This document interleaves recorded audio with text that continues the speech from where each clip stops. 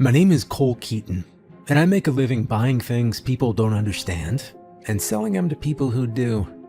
Antiques, estate pieces, forgotten collections pulled out of basements after someone dies. I don't restore them, and I don't get attached. I identify value, confirm authenticity, and move them along. If it can sit in a glass case or disappear into a private vault, I've probably handled something like it. I've also bent rules to get there. Nothing, too dramatic. No headlines. But I've skimmed when I knew no one would notice. I've flipped items with paperwork I didn't ask too many questions about. I've let grief work in my favor more than once. If someone wanted to call that unethical, I wouldn't argue. I'd just tell them that's how business works. I'd done enough questionable things over the years that my internal warning system was dulled. If a deal looked strange but paid well, I learned to look at the numbers instead of the shape of it. Missing details didn't bother me. Silence didn't bother me. People who wanted discretion usually did. So when the job offer came through, short notice, one night only, NDA, flight included, it didn't strike me as unusual. If anything, it sounded like the kind of work that didn't want a paper trail. Most people would have seen red flags. I saw efficiency. The money was wired before I asked a single follow-up question. And I accepted. The plane wasn't a passenger jet. It was a cargo plane, wide and hollow, the kind with a ribbed metal interior and tie-down rails bolted into the floor. No windows I could see. No flight attendants. Just a single fold-down seat mounted near the center. The rest of the plane was packed with Christmas trees. That was the cargo. Not pallets, not crates, trees. Dozens of them. Packed so tightly their branches were crushed together under cargo netting. Every single one fully decorated. Ornaments, tinsel, everything. And the entire time, Christmas music was playing. Loud. Big brass sections. Choirs. Bells layered on top of bells. The speakers were mounted somewhere in the cargo bay, and they were cranked high enough that the sound bounced off the walls. I hated it. I hate Christmas. People hear that, and they assume it's a personality quirk, or that I'm trying to be edgy. I am not. I just learned early that Christmas isn't what people pretend it is. It's a performance, and if you miss your cue, you're the one who pays for it. When I was a kid, my mom was an alcoholic. Not the kind you see in movies, no bottles hidden in the walls, no dramatic interventions. She held the job, paid the bills, functioned just well enough that nobody stepped in, which meant it was just the two of us year after year. Every December, she'd ask me what I wanted for Christmas. She always sounded sincere when she asked. I believed her the first few times. I'd tell her something small, a toy, a game, a book, something simple. And every year, she forgot. Not just the gift, the conversation. Christmas morning would come and I'd wake up early, sit by the tree and wait. Hours would pass. Noon would come and go. By the time she stumbled home, it was always dark out. She'd act surprised that it was Christmas. Sometimes there were no presents. Sometimes there was something random she'd grabbed on the way home. A sweater that didn't fit. A DVD I already owned. One year, she handed me a candy bar from a gas station and said we'd do something special later. We never did. By the time I was 8, I stopped expecting anything. That was the year she came home so drunk she couldn't make it to her own bedroom. Passed out on the couch with the TV still blaring carols. I shut it off, pulled a blanket over her, cleaned vomit off the armrest with paper towels because it was already drying. That's not something an 8-year-old should know how to do. So when that music blasted through the cargo plane, song after song insisting that everybody should be happy. I didn't feel nostalgic. I felt trapped. Wedged between decorated trees, freezing, listening to voices sing about joy like it was mandatory. I stared at the ornaments inches from my face and reminded myself of the only rule that ever mattered. Don't expect anything. The music kept playing all the way until the wheels hit the ice. The plane didn't land. It felt like it crashed. There was no warning, no gradual descent. 1 second the engines were droning steadily, Christmas music blaring overhead, and the next the entire cargo bay dropped hard enough to throw me out of my seat. I hadn't buckled in. My shoulder hit first, then my ribs. I went sideways into the trees, branches snapping and ornaments shattering as I crashed through them. Needles scraped my face. Something sharp cut my cheek. I bounced off one trunk, then another.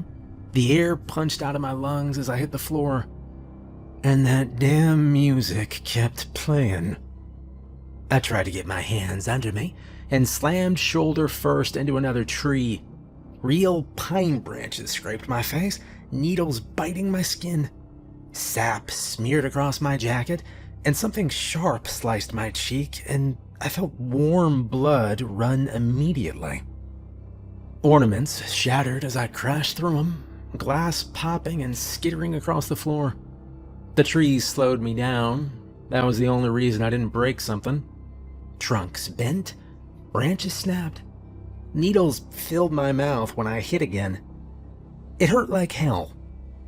Every impact knocked the air out of me, rattled my teeth, sent pain flaring through my ribs and back. The engine screamed. The cargo bay lurched sideways, and I went with it, lifted off my feet and thrown hard into another wall of trees. A heavy branch caught me across the chest. I yelled, but the music swallowed it completely. And then the Christmas music stopped. No fade, no warning, just gone. At the same instant, the plane jolted again. Without the music to mask it, the sound was violent, and I was flung one last time into the trees. Then nothing. No engines, no music.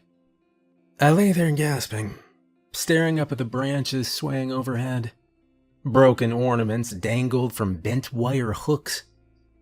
My hands were shaking when I finally pushed myself upright. Everything hurt, but nothing felt broken. The rear ramp groaned as it began to lower. Snow was coming down hard, sideways in the wind. A full whiteout that swallowed the plane almost as soon as I stepped onto the ice.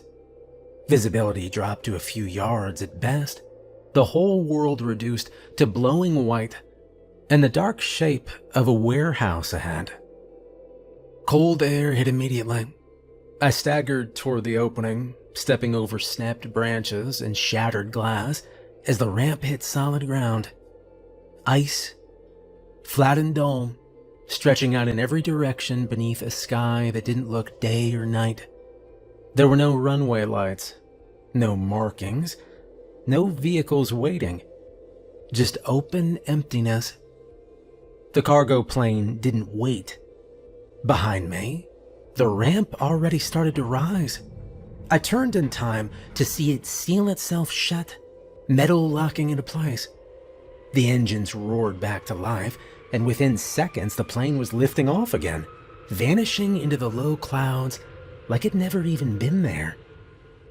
The wind picked up immediately, cutting across the ice and biting through my jacket. I stood there for a long time, chest still tight from the fall, and then I looked out across the empty expanse in front of me. And that's when the color hit me.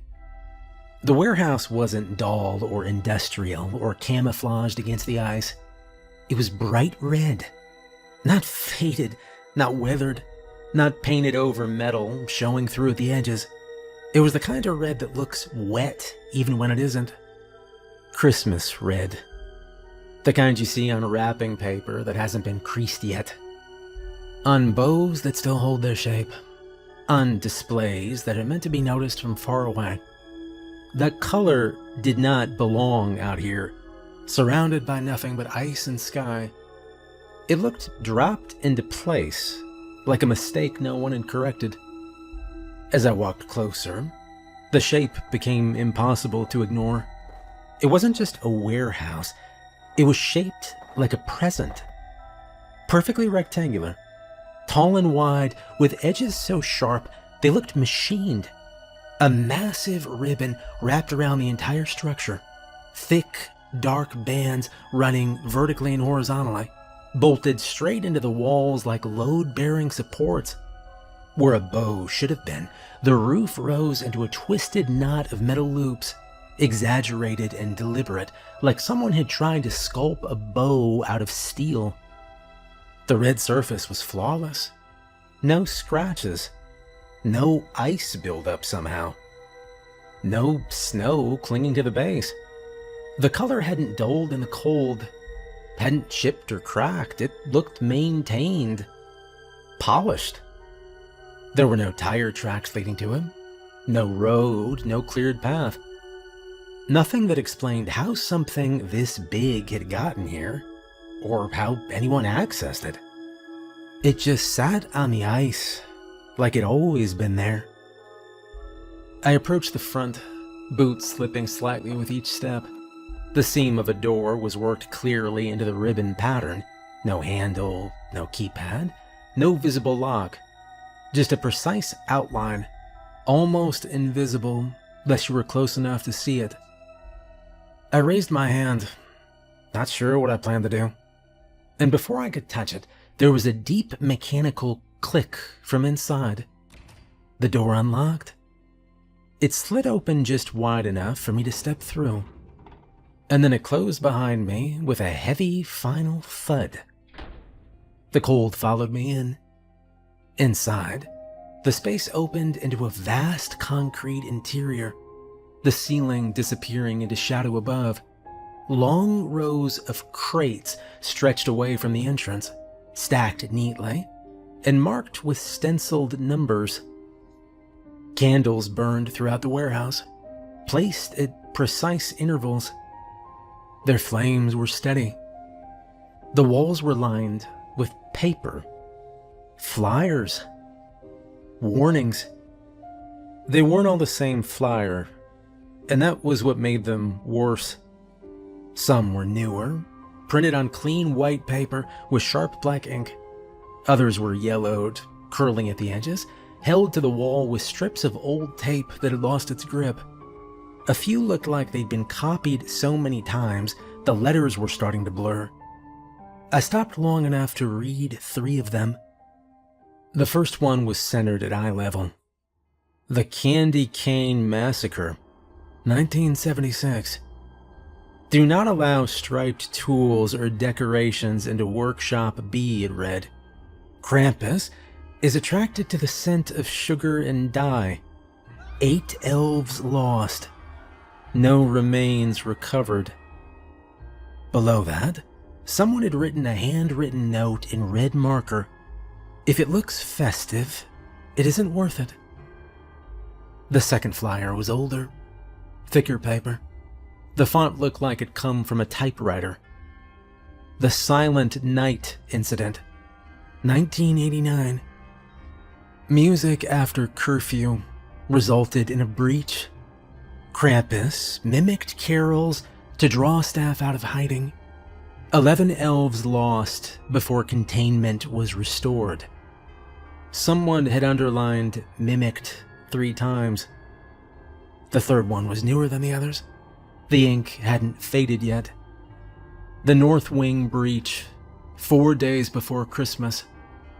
9 elves lost.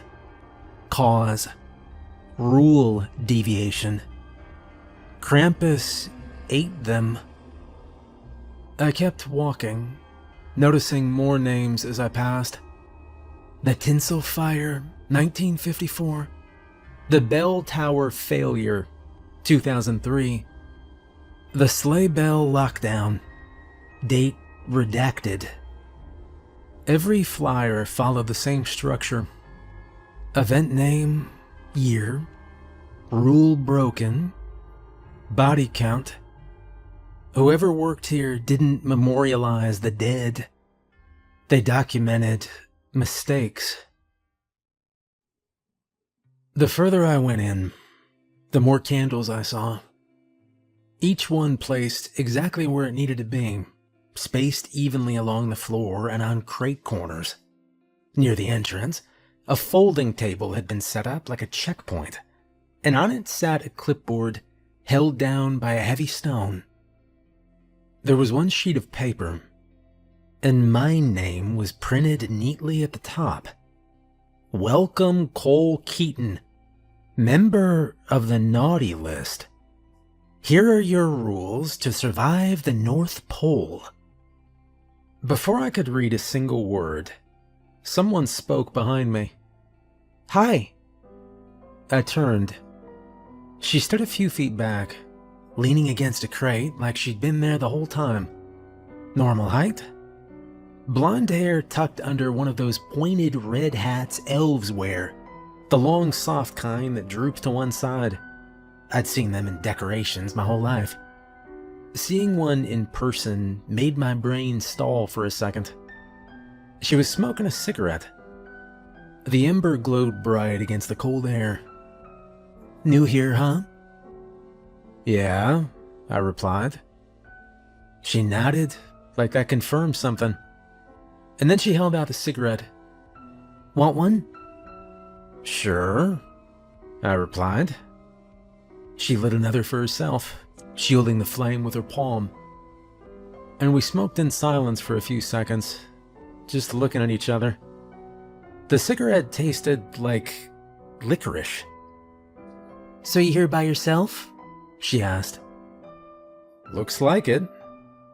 She laughed quietly. Yeah, they like doing that. I glanced back at the rules page in my hand, and then at the flyers on the wall. So you work here? Oh, I used to. Sort of, she said. I took another drag. Sort of. She shrugged. I got kicked out. Kicked out from where? She smiled around the cigarette. The workshop, silly. I nodded like that meant something to me. It did not. None of this did. She exhaled smoke slowly. Smoking's a problem for them, you know. Fire risk. 400 million presents are pretty flammable, they say. She took a final drag, then pressed the cigarette out against the concrete with the sole of her boot. I followed her example. She nodded toward the page in my hand. You know, you should read those. Yeah, I said. All of them, she continued. And this time there was not any humor in it. I unfolded the paper again. She leaned in just enough to glance at it, then leaned back. They'll know if you skim. I didn't ask who they were. What's your name? I asked instead. She blinked once, like she hadn't expected basic manners out of me. Holly.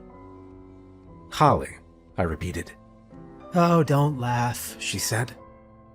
I wasn't going to.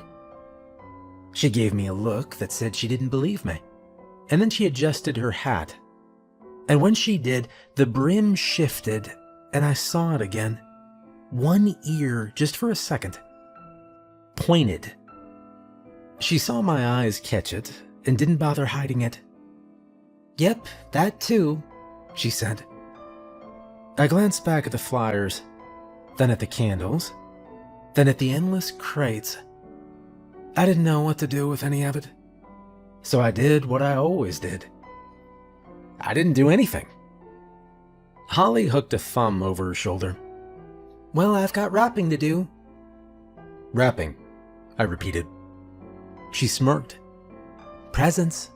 The whole point of the place, you know, trying to keep up. She took 2 steps, then stopped and looked back at me. "It's your night," she said. "Don't get clever. Don't wander. Don't decide you're the exception." I held up the page. "So what, I just follow these?" "Yes," she interrupted. "Follow them exactly." She turned slowly and walked away between the crates, and I watched her go. I snapped myself out of it.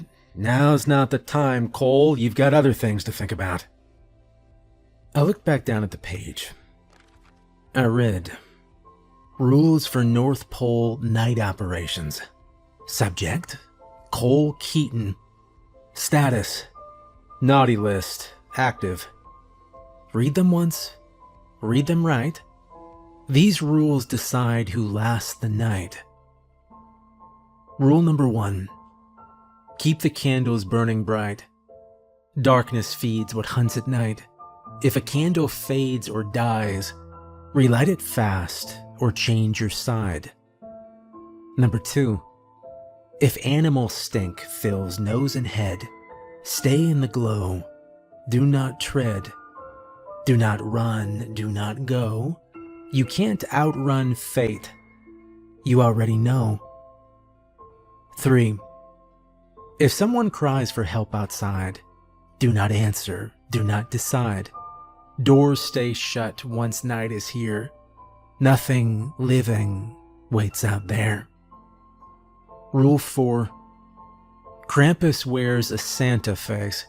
Same red suit, same boots, same pace. One brings gifts, one keeps the score. Choose the wrong one, nothing more. Rule 5. If you see eyes low, wide, and bright, do not move and do not fight. The Yule Cat waits for those who stray. Stillness keeps its claws at bay. And rule number 6. Don't be naughty. Don't test fate. Greed will make you hesitate. I read it twice, then a third time, slower. I folded the page carefully and slipped it into my jacket pocket. And I stood there by the candle, waiting to find out which rule would matter first. It didn't take long. Every candle in the warehouse went out at once. The light didn't fade. It collapsed. Darkness slammed in so fast my eyes couldn't adjust.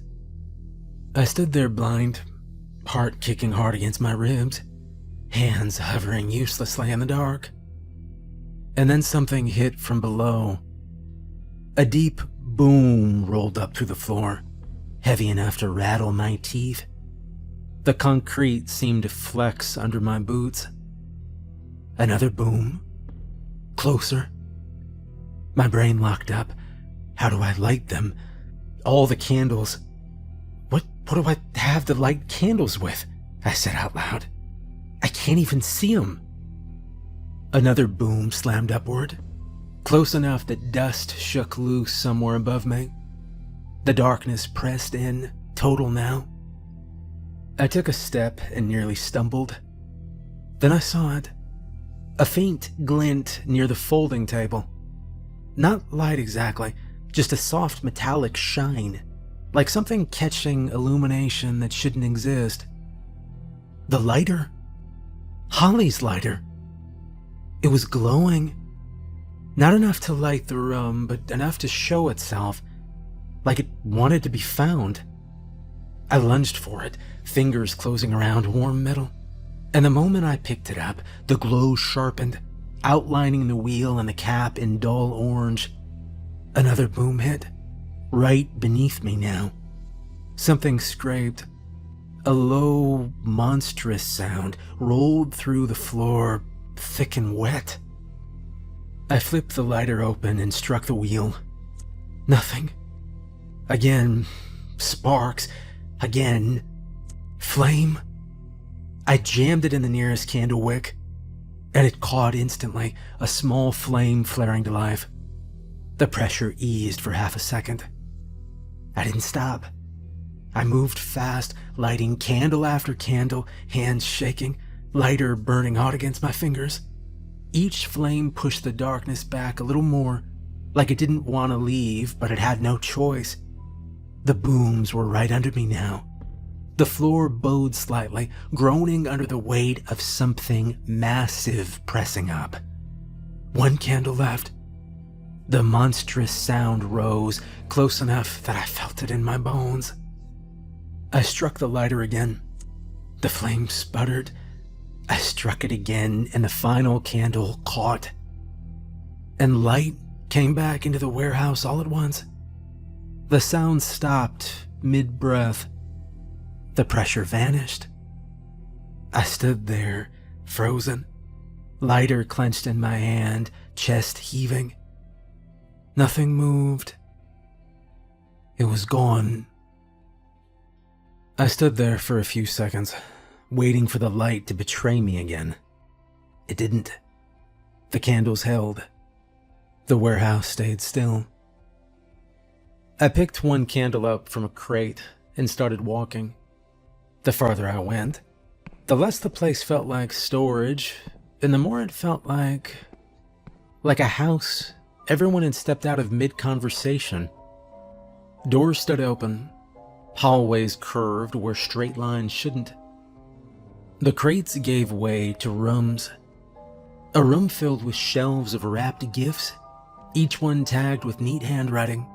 Names, ages, places. A room where toys floated softly in the air, rotating as if being inspected by hands I couldn't see.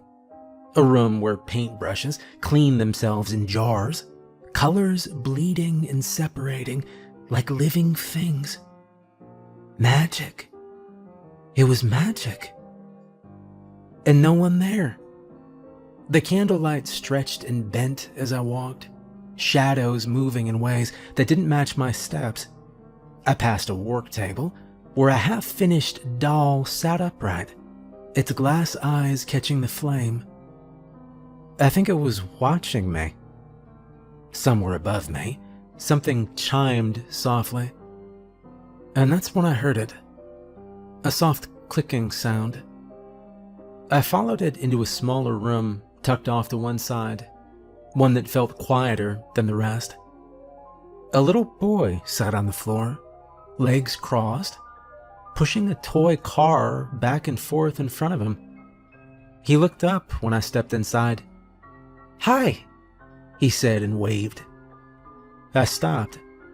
He was young, 7, maybe 8, pale but calm, wearing a hoodie that swallowed up his hands.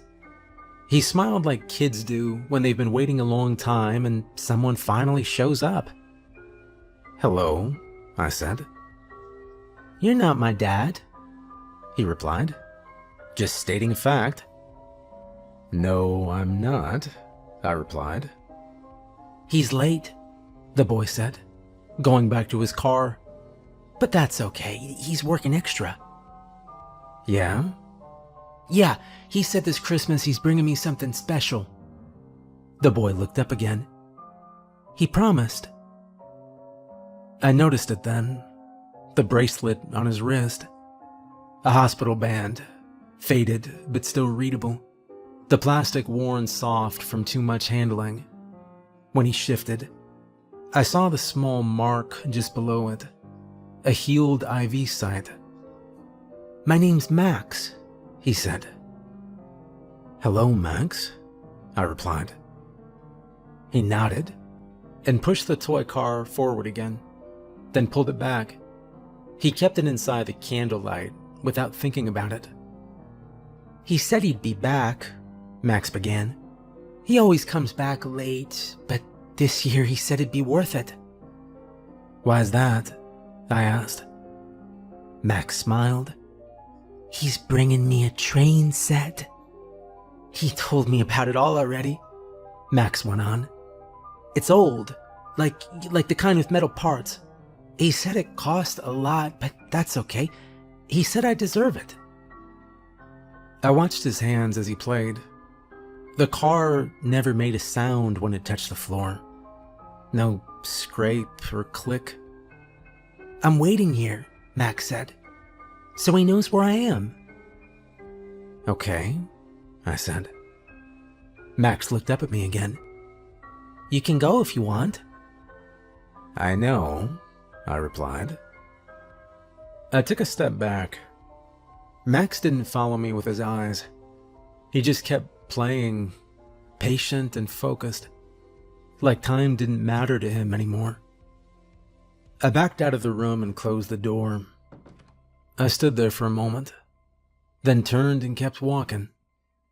I didn't need to think about what Max was. I already understood. The kid was dead. I didn't know where his dad was, or how long he'd been working late, or what kind of factory job justified all that waiting. But I knew one thing for sure. Ghosts don't get train sets. Hell, I didn't even get a present when I was a kid, and I wasn't dead. Look, that's not cruelty, okay? That's math. Life doesn't circle back and make things fair just because someone suffered, okay? It moves on. It forgets. It leaves things unfinished, and, that's how life is. I kept walking. The hallway curved away from the room, the candle flame steady in my hand. The workshop stretched on, rooms branching off in quiet symmetry, toys suspended mid-task, like the place had paused itself out of courtesy. I didn't look back. Feeling bad wouldn't help him, okay? Wouldn't help me either. I had rules to follow, candles to keep lit, a night to survive. And whatever this place was, it wasn't built for reunions. Still, as I moved deeper into the workshop, I found myself checking the tags on the wrapped gifts I passed. Names I didn't recognize, addresses I'd never heard of. I told myself that meant nothing. As I walked, I told myself a lot of things. The candlelight stayed steady as I passed into another section of the workshop, this one narrower, the ceiling lower. Shelves lined the walls, stacked with half-finished toys and bins of parts, wheels, gears, tiny brass screws sorted by size. Everything was too quiet. And then I smelled it. Not pine, not wax. Animal. Big animal. The kind of smell you notice in barns and stockyards. Rule 2. If animal stink fills nose and head, stay in the glow, do not tread. Do not run, do not go. You can't outrun fate. You already know. I stopped where I was, and the smell grew stronger. That didn't mean it was closer. I remember that part. The rule hadn't bothered explaining why. I tightened my grip on the candle and stayed put. Something moved ahead of me. Not fast, wasn't sneaking. Slow and deliberate. I didn't move. My instincts screamed at me to back up, to turn around, to put distance between myself and whatever was coming. But instincts are great for getting you killed in places like this. I've read enough stories. The smell deepened. Earthy, musky. It was wrong indoors. And then I saw the eyes. Low, wide, bright. They opened just beyond the reach of the candlelight, two pale discs hovering in the dark, unblinking. They stayed there, level with my knees, watching. Rule 5. If you see eyes low, wide, and bright, do not move, do not fight. The Yule cat waits for those who stray. Stillness keeps its claws at bay. Oh my God. It was real. I'd heard stories about it when I was a kid. Not the kind you read in books or see on TV.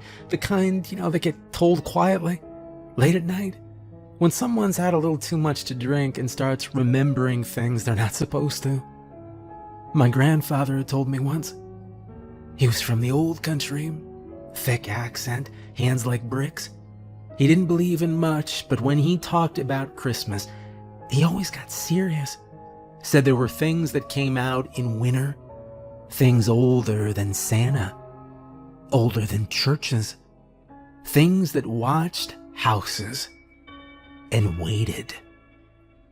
He called it the Yule Cat.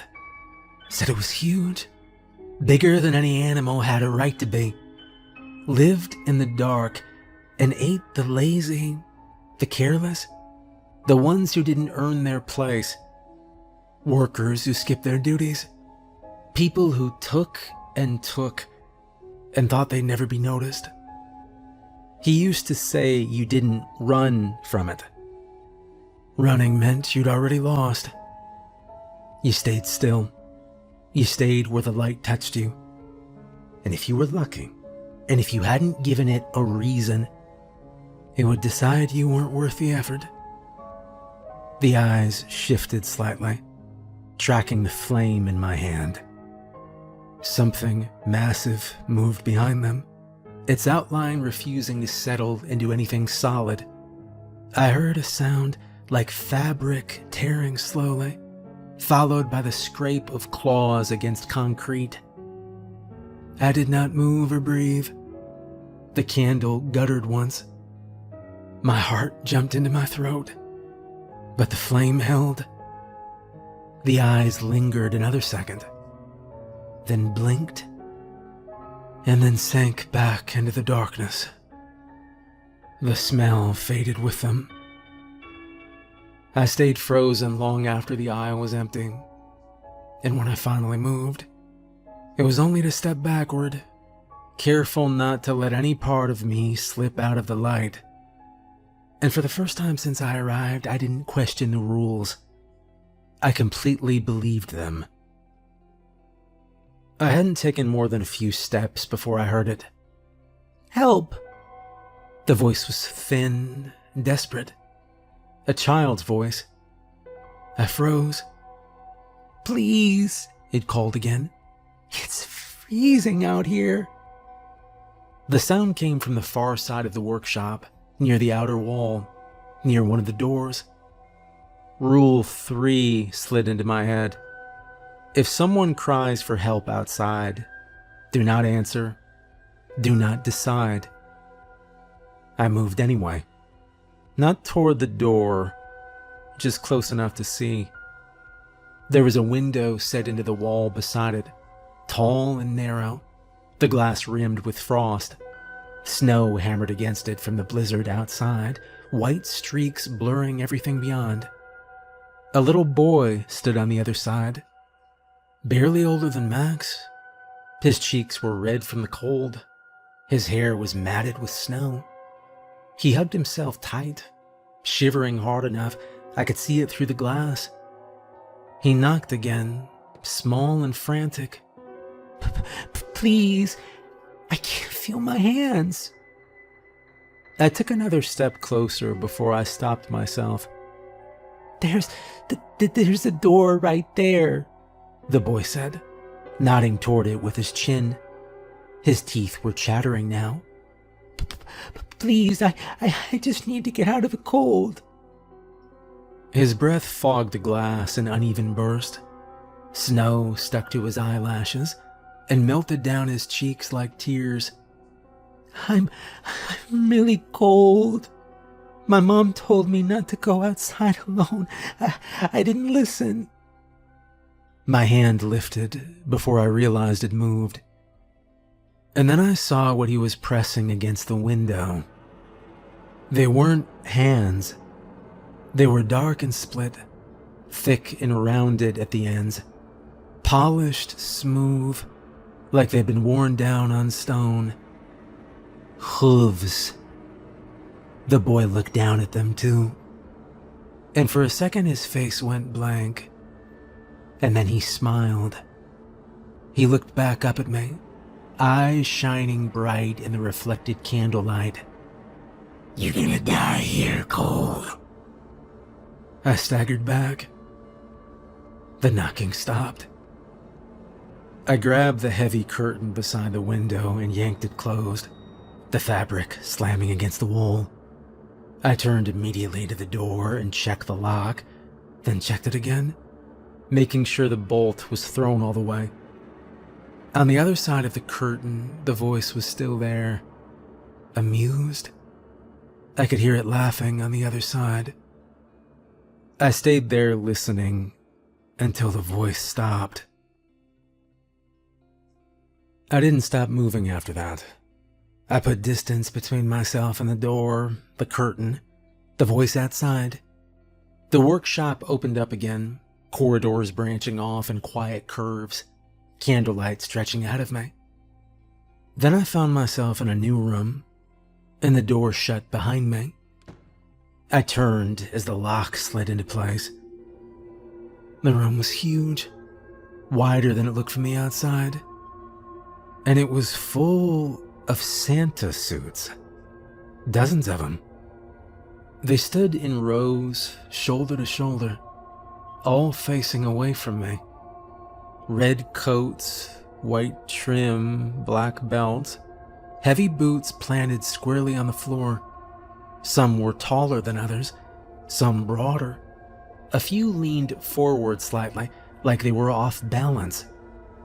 Above them, hanging from chains bolted into the ceiling, was a wooden sign.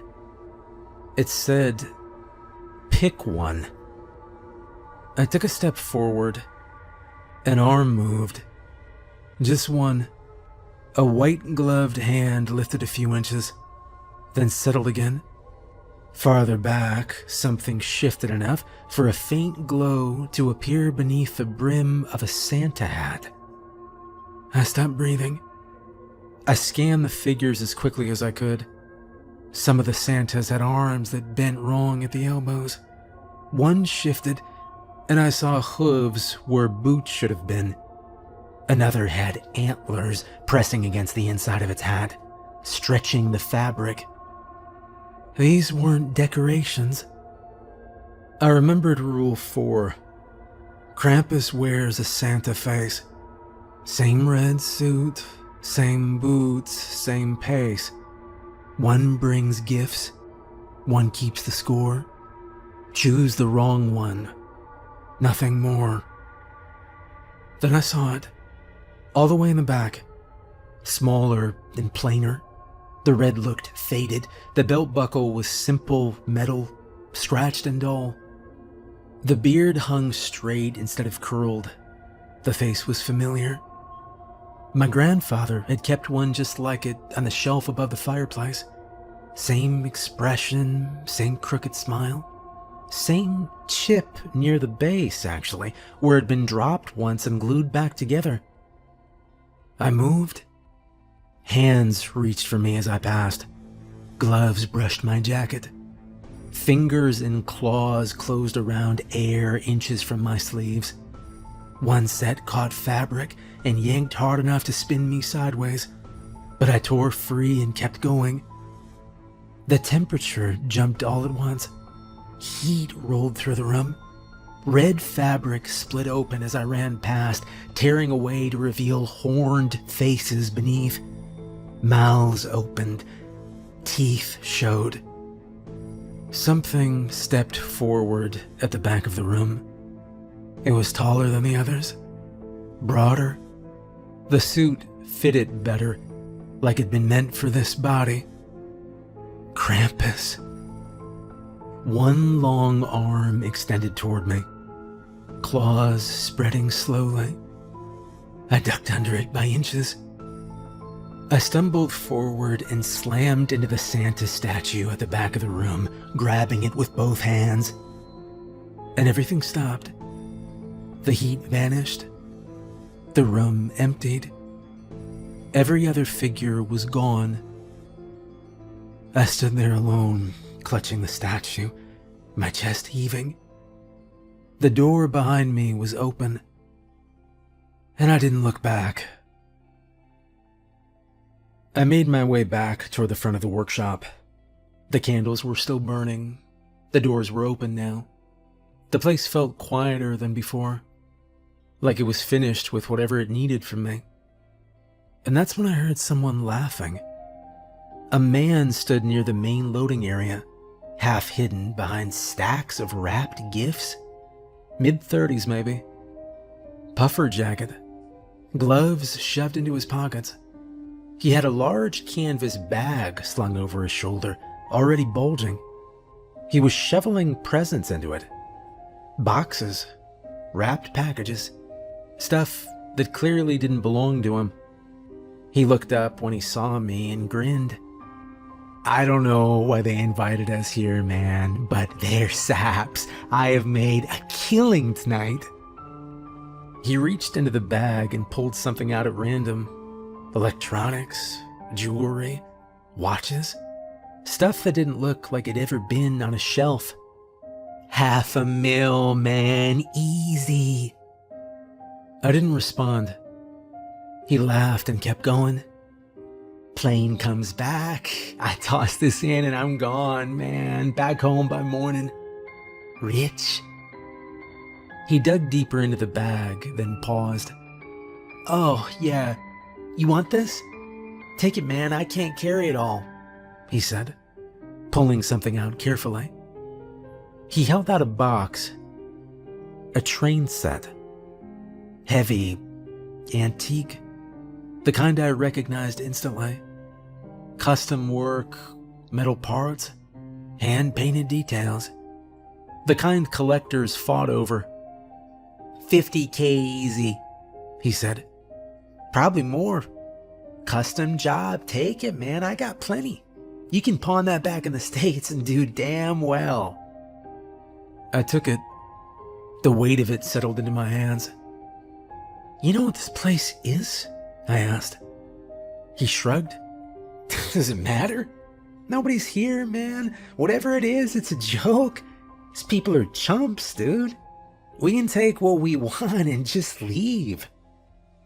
He adjusted his bag and nodded toward the door. Outside through the snow, I could see a plane descending. Come on, he said. I didn't answer. I looked down at the box in my hands. Train set was heavier than it looked. Real metal. The kind of train that doesn't exist anymore unless someone goes out of their way to make it. I turned it slightly and saw the tag tied to the handle with red string. Handwritten. Max Wilkerson, age 7, from Santa. Below that, in smaller letters, it read, "We didn't forget you." Something in my chest shifted. The man followed my eyes and snorted, "Kid stuff, right? Probably left over. You know how places like this are." I didn't say anything. Outside, the plane's engines grew louder as it dropped through the snow, landing hard on the ice beyond the door. The ramp began to lower. He turned and jogged toward the plane, bag bouncing against his back, packages shifting inside it. I stayed where I was. The wind howled in through the open door, snow blasting sideways into the workshop. The candles flickered, but didn't go out. He looked back at me for a second, confused, then annoyed. "Suit yourself." The ramp closed. The plane lifted off almost immediately, engines screaming as it climbed into the storm. I stepped closer to the doorway and watched it rise, lights blinking red against the clouds. I don't know why exactly I didn't get on it. The sky darkened. Not with weather. Something massive moved above the workshop, the storm folding inward around it. The clouds parted just enough for me to see the shape forming inside them. Horns. A head the size of a building. There was no mistaking it. Krampus. Not a shadow, not a trick of light. A towering shape carved out of a shadow and red cloud, antlers twisting back into the storm. eyes burning like embers deep set into a skull that shouldn't have existed in the sky. The plane climbed straight toward him. Its lights blinked red against the clouds, the engines straining as it tried to gain altitude. For a moment, it looked small enough to be a toy. Krampus opened his mouth. It was wider than the wingspan of the plane. Rows of teeth unfolded inside it, layer after layer. The engines cut out, and the plane vanished into his mouth. The clouds closed then, and the storm collapsed back into itself like it'd never been there. I stood there in the open bay, still holding the train set. I just stood there. The only thing I could think to do was go back. I carried the train set through the workshop, past the candles in the quiet rooms, back down the curved hallway to the side room. The door was still there, and I opened it. Max was asleep. He lay on the side of the narrow bed, the blanket pulled up to his shoulders. The hospital band is still around his wrist. The candle on the small table beside him burned low and steady. I didn't wake him. I set the box down carefully on the floor next to the bed, close enough that he'd see it when he opened his eyes. I picked up the note and placed it on top of the box. Max Wilkerson, age 7. From Santa. We didn't forget you. The little ghost boy shifted slightly in his sleep, his fingers curling around the blanket. But he didn't wake up. I backed out of the room and quietly closed the door. The workshop felt different now, quieter. I walked back to the front and sat down in the metal chair near the entrance. The blizzard was still tearing across the ice outside, white and endless, the wind pushing snow sideways, hard enough to blur everything beyond a few feet. I sat there and stared into it. I thought about the plane, about the room with the Santas, about the kid asleep in the back with a train beside his bed. I didn't know what was supposed to happen next. And then I heard it. The sound came from outside. Through the blowing snow, shapes descended out of the sky, dark at first, then clearer as they came lower. Reindeer, big ones, though I didn't know how big a reindeer was. Harnesses cutting through the storm, a sleigh settling onto the ice with a heavy scrape. The wind eased just enough for the sound of bells. A moment later, boots crunched on concrete, and Santa walked in. Red coat, white beard, cookie in one hand, half eaten. Crumbs fell onto his coat and the floor as he chewed. He didn't look impressed, but he didn't look angry exactly either. His eyes found me immediately. "Cole Keaton," he said, serious now. My stomach dropped. "Come here, boy." I gulped and walked over. Santa reached into his coat and pulled out a thick book. The cover was worn smooth from use. He flipped through the pages without looking at them, then stopped. And there it was, my name, under the naughty list.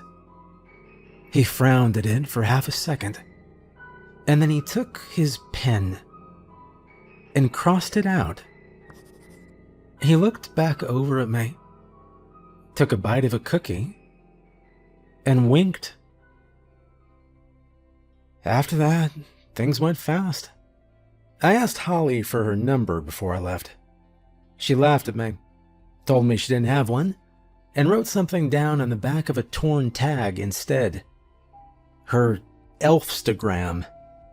I still don't really know what to do with that. I didn't get any more money after the job, No bonus, no follow-up. When I got home, though, I opened my apartment door and stopped cold. There was a Christmas tree standing in the middle of my living room.